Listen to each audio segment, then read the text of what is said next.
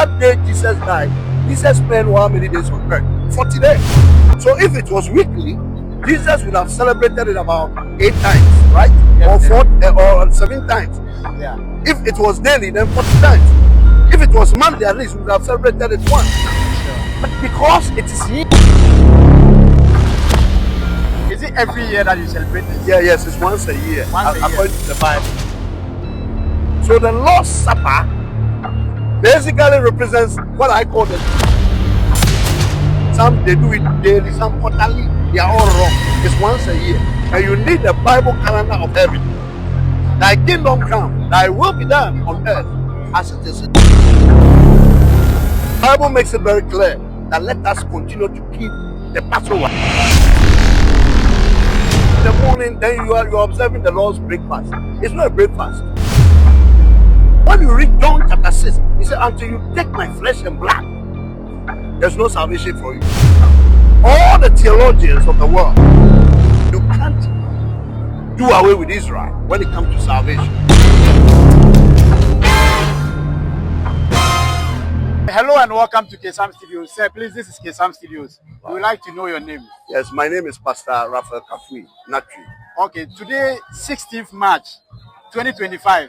What is happening here? Wow. First and foremost, we want to give glory to God. Okay. For this wonderful opportunity for some studios. We are very grateful that you've given us this opportunity. What you have here today is the first day of the Feast of Unleavened Bread. Wow. The Feast of Unleavened Bread. And so today is 15th Abib, according to the biblical calendar of heaven. I know I'm confusing you because, sure, you know, you are used to January, February, March. Yeah. But we have the biblical calendar of heaven. And the biblical calendar, the first month is Abib, second month is Ziv, up to Adar. Okay. And we are in the first month. So wow, the past Sunday, 2 weeks ago, was the new year, first Abib. So today is 15th Abib. Wow. And the 15th Abib, today is the Sabbath day, the first day of the unleavened bread. If you read the Bible, on the 14th is the Passover. Okay. After the Passover, the first day is a Sabbath. And so today is a Sabbath day, the first day of the unleavened bread. So we will do it today. On the 7th day, which will be on the Saturday, will also be a Sabbath. When you read Exodus chapter 12, okay, you have all this information there. If I may ask, what is the significance of this particular program? Wow, it's very interesting. Now, it's so wonderful and it's very sad that a lot of people don't know. It's what we call the Lord's Supper, or what I want to call the Passover. You know, that very night when Jesus was celebrating the Passover, on the 14th Abib, that night, when they was those days they use the lamb, right? Okay. They have to kill the lamb and paste it on their doorpost. Sure. And then they will eat the flesh in the night, before midnight, right? Okay. So when they do that, then, so Jesus was also obeying the old covenant. In the process of observing the old covenant, he took bread and wine that night, and he said that this is the blood, the wine that represents my blood. Okay. And then the bread that represents my flesh. And according to the Bible, it's now the new covenant. Okay. So the Lord's Supper basically represents what I call the new covenant Passover.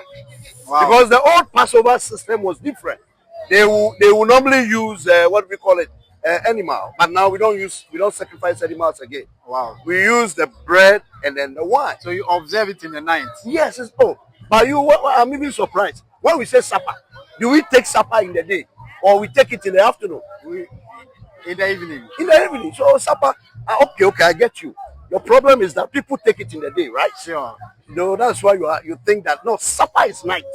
So we've celebrated it yesterday on the 14th Abib in the night. Okay. So when we came here, apparently we saw people washing their feet and all those. Yes. You see, that very night when you read the Bible, Jesus, when after celebrating the old covenant Passover, he introduced the new covenant Passover. Okay. When I say the new covenant Passover, it's the same as Lord's Supper. Okay. That is why when you read 1 Corinthians chapter 5, verse 7 and 8, the Bible makes it very clear that let us continue to keep the Passover. So the Passover, we're still keeping the Passover. But the Passover is the same as the Lord's Supper. Okay. Now what happens Okay, let me give a very simple. Oh, in the morning, then you are observing the Lord's breakfast. It's not a breakfast. It's very unfortunate. You see, my problem, there's a big, huge gap in Christianity. It's very sad. Now, let me just ask a very simple question. Christians claim that they use Easter to celebrate the death of Christ. Sure. They also claim they use communion to represent the death of Christ. Sure. So which is which? It's very sad. My brother, think about it well. Yeah? And the thing is called supper. I'm asking you a simple question. When we say supper, do we take supper in the morning? No. The problem is that, and now they take it daily, because when you read first, it says, as often as you take this to represent what? The death of Christ. When we say often, the word often, it could be a day. When we say as often, it could be a day, it could be a month, it could be a year, it could even be 10 years. As often as you celebrate this, you do this in remembrance of my death. And Christians use this basis. So you see that the whole Christianity observance of this Passover is disorganized, or the Lord's Supper is disorganized, because some people celebrate it daily, some do they celebrate it weekly. Okay. Yes. So, but when you read the Bible, the 14th Abib, that very night, Jesus introduced a new covenant. He said that this, as often as you celebrate this, you do this in remembrance of me. The death day, if let's say you lost your grandfather or whatever, and you want to remember the death day, let's say he died on 4th September. Is it not the 4th September that you remember the death day? Sure, definitely. So basically, you can't say it's weak. The problem is that you need to understand the old covenant Passover. The date of celebration was 14th Abib, according to the Bible calendar. And you don't, I think this is the first time you are hearing of Abib. I'm even confused here. You are confused. But I want to ask this question. Yes. What happens if I celebrate it in the afternoon? No, in the afternoon is wrong, because God has given a specific instruction in Exodus. We don't celebrate it in the afternoon. But we are thinking that after the death of when Christ, you read 1 Corinthians chapter 11, verse 17 to 33, Paul said that Jesus, that very night, when he was crucified, that very night he introduced the Lord's Supper.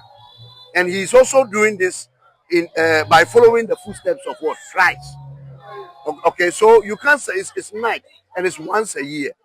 It's once a year. Now let me ask you a simple question. We all knew when Jesus told the disciples, sure, that you are not going to celebrate this with me until we celebrate it in what?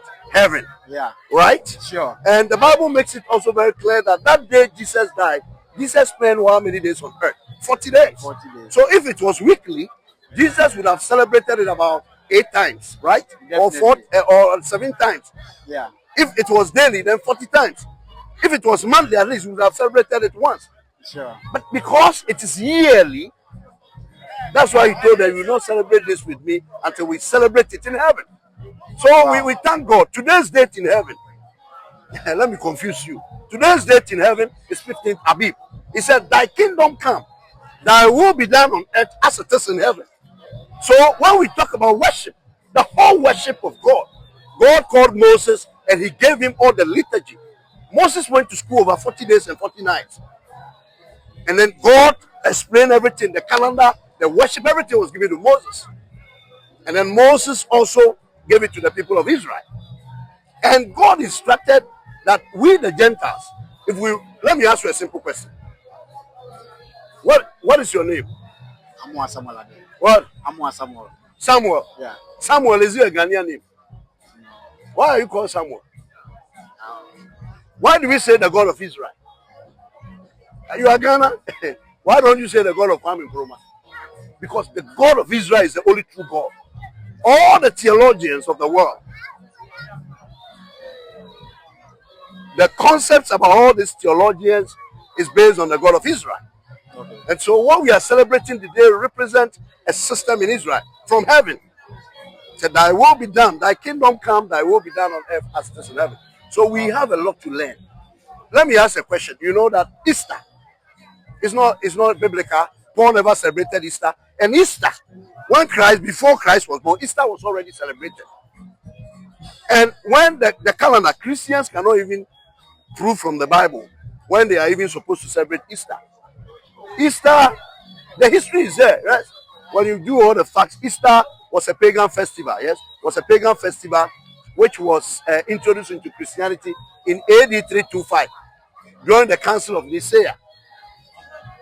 I think that will be a very long history, but we will come there. Yes. I just want to know, first day is a Sabbath. The first day, yes. It's your Sabbath. Yes, the 14th Abib. So how long will you be here? 7 days. Let me explain. The 14th Abib. Today is 15th Abib.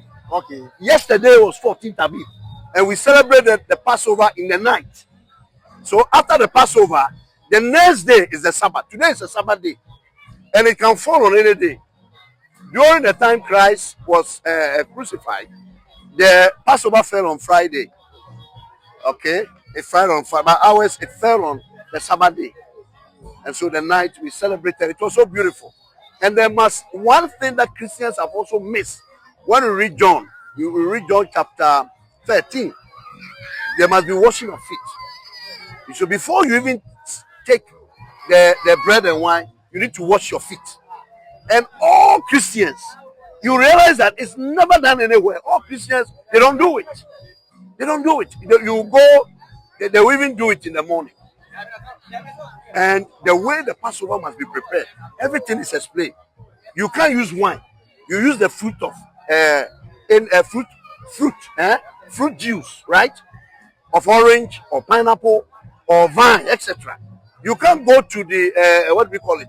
The industry, and go and buy wine for your what do we call it? And even most people, it's only the pastor who takes the wine. They will give the members the bread. But when you read John chapter 6, he said, until you take my flesh and blood, there's no salvation for you. John chapter 6, verse 53 to 58. So the whole thing is messed up. It's mixed up.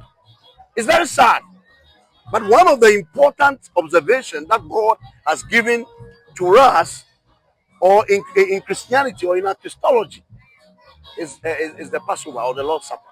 And it's very sad these days. It is thrown to the gutter and it's disorganized, and most Christians don't even know. The Bible calendar, people don't even know, but quotations are there. When God called Moses, he deliberately instructed Moses, because they've been in Egypt for 430 years. They love their culture, they've lost everything. And God said, Moses, come, let me give you everything, and you give it to my nation. And my nation is going to be the light of the whole world. Jesus told the woman that salvation is of the Jews. Yes, so you can't do away with Israel when it comes to salvation. Wow, it is quite unfortunate. Yeah, it's unfortunate most of them rejected Christ, but some of them also believe. And the record of righteousness, everything is there. I don't know whether this is your first time. I don't know whether you have heard of 50th Abib today. I'm even confused. I don't know the particular calendar that you use. I don't know how you celebrate your Easter. I don't know how you celebrate your communion, as you said, Lord's Supper, but it's in the morning.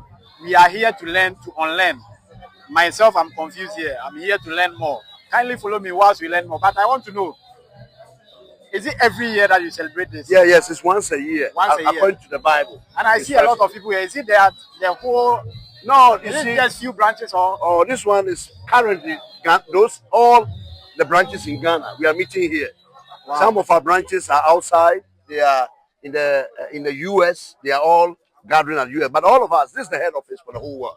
Okay. And all of us are gathered here to celebrate this important occasion. And we will, next year, we will still invite you to come around, and then let's do more, because it's very sad that a lot of people don't even know the Bible calendar of heaven. A lot of people are not aware. And what we know is Easter. But Easter is not biblical. It's not from the Bible. It was introduced into Christianity in AD 325. Over 300 years, Christ have died and gone. The real observance for Lord's death is the Lord's Supper, or what I call the New Covenant Passover, which we are celebrating today. We are going to stay here for 7 days. Today is the first day of the unleavened bread. We will stay here. The 7th day will fall on Saturday, and we are going to use that one. That will be the last. That will also be another Sabbath, according to the biblical prescription. Sure. But I want to know this. What happens if I'm not observing this particular feast? Oh, I think John chapter 6, verse 53 to 58. He said that if you don't take the flesh of the Son of Man and the blood, you will not enter the kingdom of heaven. Now, yes, if you don't do it, there's a problem. And if you do it and you don't do it well too, there's a problem. When you read 1 Corinthians chapter 11, verse 17 to 30, he said that a lot of people are dead because they don't celebrate the Lord's Supper well as they ought to. So it's very deadly to Christians who claim that they are using the name of Jesus to celebrate the Passover, but they are doing it wrongly. Some they do it daily, some quarterly. They are all wrong. It's once a year, and you need the Bible calendar of heaven. Thy kingdom come, thy will be done on earth as it is in heaven. Wow, as you rightly heard, this is very serious. I'm even confused right here. I think the new year. You people say you are confused. You are confused. Yes. Of course, I'm not surprised you are confused. You have to be confused because you see, the whole world have been Romanized. Romanism is controlling all of our affairs, and the Bible made all these prophetical statements that a time will come, the whole world, the Roman standard, the whole world will follow the Roman standard. We got to go back to the old apostolic faith, the way they worship, and so on. So after this one, we will celebrate Pentecost. On the Sabbath, Saturday, will be the 7th day of the gathering, unleavened bread. That will be the last Sabbath. After that Sabbath, we will count 50 days. Okay. Which will be Pentecost. Pentecost means 50. And then we will celebrate the Feast of Pentecost. That was the day the Holy Spirit came. And that one is 5th Sivan, according to the Bible calendar of heaven. Wow. And you see, my brother, the quotations are in the Bible. All the months, the biblical months, they are all in the Bible. We are reading. January, February to December is not in the Bible. But of course, fine. For our secular arrangements, fine, we use it. But if you come to divinity, we need to look at the Bible calendar of heaven. Wow. January, February, March is not in the Bible. How do you take this? How do you celebrate your festival? And what particular calendar do you use to celebrate your festival? But before we go, what do you have for my viewers? Viewers, we love you. Jesus said we are all disciples. The problem with Christianity, and we continue to struggle, Christianity is waggling at loose end. It's wobbling. Instead of righteousness, there is sin. There's gangrene of sin. Instead of morality, there is evil. Christianity, the value, we are always struggling to read the apogee of righteousness because the doctrines, the foundations are wrong. And once the foundations are wrong, we'll continue to struggle. It's very sad. It's just a shame. Today, even pagans, they think they are even more righteous than us. Look at the so-called men of God, the false prophets. Look at the kind of the prophetical shows. People who prophesy, someone is here, the person, I can see the point. You vision, you prophesy, and you see people underwear. Is it prophecy? Miracle cannot save us. It is the truth that will save us. I'm saying this because my advice to all Christians is that we should not focus on miracle, because miracle cannot save us. Satan can also perform miracle. What Satan cannot do is saying the truth. The truth is more precious than miracle. So, and the truth, the golden truths are all in the Bible. So let's begin to learn the Bible, put our faith in the Bible instead of putting our faith in so-called men of God, so-called men of God who claim they are prophets of God. It's so bad. It's just a shame. And you see, even pagans are insulting Christians. And look at their shows. Fornicating, doing all unnecessary things. And let me even ask you a simple question. You as a journalist or whatever you call yourself, are you happy about the prophecies, how the prophets are going around their things in the country? Is it good? Because the foundation is not from God. And we need to go back to the old apostolic teachings. They are all in the Bible. We need to go back to the Bible and dig down and discover the truth for our own salvation. And stop following this man. Everybody claims he's a prophet. People they use necromancy. They go and collect powers, occultic powers. And then they do useless miracles to convince people. And because we too, our eyes are not open, we follow those miracles. And it is leading us to the magicians are now prophets. So my advice to Christians is that let's learn the Bible. It's time for learning. It's time for going back to the Bible for our own salvation. Because most of these prophets are magicians. They are fake prophets, and they will take us to hell. Thank you, sir. It's Thank you time very for us much. to go to the Bible. Yeah. Kindly follow Kesam Studios for more videos or for more content like this. Kindly stay and stick for more. Thank you. Thank you very much.